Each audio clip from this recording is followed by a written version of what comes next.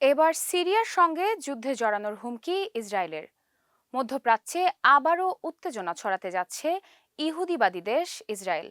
গাজা ও লেবাননের সঙ্গে যুদ্ধে জড়ানোর পর এবার সীমান্তবর্তী সিরিয়ার সঙ্গে যুদ্ধ অনিবার্য বলে মন্তব্য করেছেন ইসরায়েলের সামাজিক সমতা ও প্রবাসী বিষয়ক মন্ত্রী আমিচাই চিকলি। সম্প্রতি সিরিয়ার কুইনেত্রা অঞ্চলে সিরিয়ার নিরাপত্তা বাহিনী ও সশস্ত্র ব্যক্তিরা ইসরায়েলি সেনাদের দিকে এগিয়ে আসার ঘটনাকে কেন্দ্র করে এমন মন্তব্য করেন আমিচাই। সিরিয়া বহু বছর ধরে অভিযোগ করে আসছে ওই সীমান্ত অঞ্চল নিয়মিত ইসরায়েলি হামলা ও অনুপ্রবেশের শিকার হয়, যা তাদের সার্বভৌমত্ব লঙ্ঘন করে।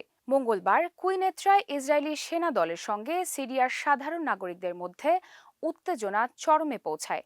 ঠিক সেই সময় সেখানে সফরে ছিলেন জাতিসংঘে যুক্তরাষ্ট্রের রাষ্ট্রদূত মাইক ওয়ালটজ ও ইসরায়েলের রাষ্ট্রদূত ড্যানি ড্যানন।